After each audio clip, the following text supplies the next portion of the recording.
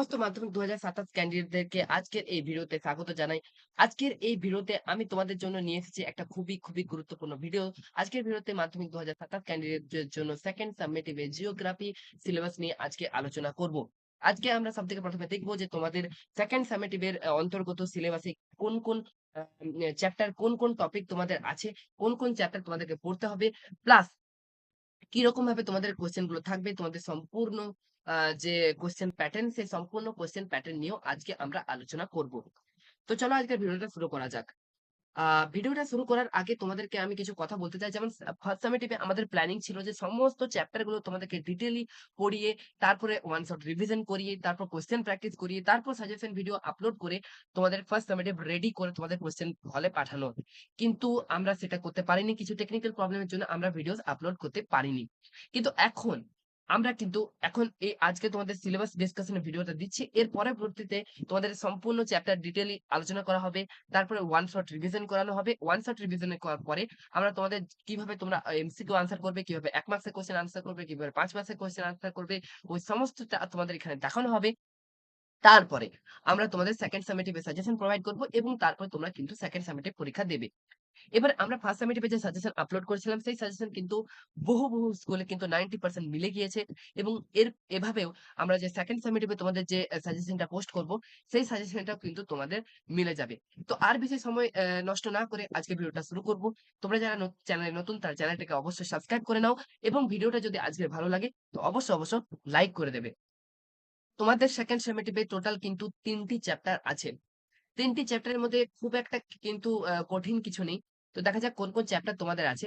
তো তোমাদের সবথেকে ১ম এ আছে বায়ুমণ্ডল, তোমাদের চ্যাপ্টার নাম্বার ২ এবং তোমাদের বায়ুমণ্ডল চ্যাপ্টার নাম্বার ৩। এরপর তোমাদের যে চ্যাপ্টার নাম্বার ৫ আছে ভারত, সেই ভারতের কিন্তু তোমাদের যেটা প্রাকৃতিক পার্ট যেটা আছে, সেই প্রাকৃতিক পার্টটা কিন্তু তোমাদের অলরেডি ফার্স্ট সামেটিভ এ পরীক্ষা হয়ে গেছে। এরপর তোমাদের যেটা বাকি আছে সেটা হচ্ছে অর্থনৈতিক পার্ট। তাই এই অর্থনৈতিক পার্টটা কিন্তু এবার তোমাদের সেকেন্ড সামেটিভ এ কিন্তু অন্তর্ভুক্ত থাকবে। তাই তোমরা কিন্তু এটা খুব ভালোভাবে পড়বে। তো এই মাত্র ৩ টি চ্যাপ্টার কিন্তু তোমাদের তোমাদের সেকেন্ড সামেটিভ এ অন্তর্ভুক্ত আছে এবং তোমাদের সেকেন্ড সামেটিভ যে পরীক্ষা হবে সেটা মোটামুটি আগস্ট মাসে হবে। আগস্ট মাসের মাঝামাঝি দিক থেকে অথবা ১ম দিকে কিন্তু তোমাদের এই পরীক্ষা হতে পারে। তো চলো এবার দেখে নেওয়া যাক তোমাদের কোয়েশ্চেন প্যাটার্নটা ঠিক কিরকম থাকবে।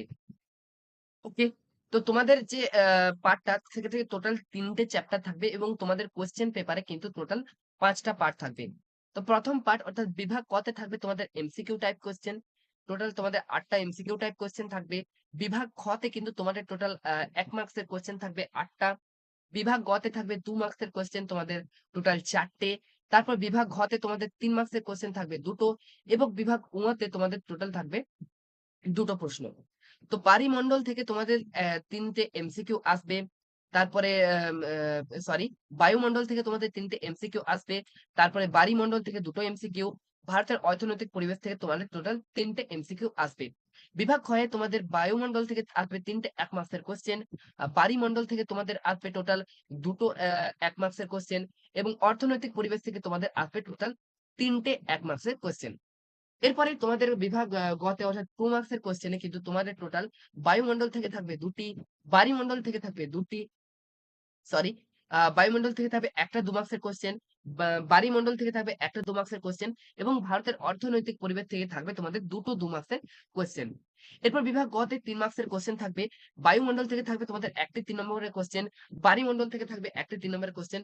কিন্তু তোমাদের ভারতের অর্থনৈতিক পরিবেশ থেকে কোন রকম কোন ৩ মার্কস এর কোয়েশ্চেন তোমরা পাবে না। এরপরে তোমাদের বিভাগ ঙ তে থাকবে ২ টি ৫ নম্বরের কোয়েশ্চেন। একটা থাকবে বায়ুমণ্ডল থেকে এবং আরেকটা থাকবে ভারতের অর্থনৈতিক পরিবেশ থেকে। এইভাবে টোটাল তোমাদের বায়ুমণ্ডল থেকে থাকবে ১৬ নম্বর, বারিমণ্ডল থেকে থাকবে ৯ নম্বর এবং ভারতের অর্থনৈতিক পরিবেশ থেকে থাকবে ১৫ নম্বর। টোটাল তোমাদের ৪০ মার্কের পেপার। তো এই ছিল তোমাদের সেকেন্ড সামেটিভ এর সিলেবাস, যেখানে মাত্র ছোট্ট ৩ টি চ্যাপ্টার আছে। তারপরে তোমাদের কোয়েশ্চেন প্যাটার্নটাও ভালোভাবে দেখিয়ে দিলাম। তো আজকের ভিডিওটা এই পর্যন্তই। দেখা হচ্ছে পরবর্তী ভিডিওয়। তোমরা অবশ্যই কিন্তু চ্যানেলটাকে সাবস্ক্রাইব করে রেখো। যে ভিডিওর কথা আমি বললাম তোমাদের এরপর থেকে শুরু হয়ে যাবে ডিটেইলড লেকচার। Thank you.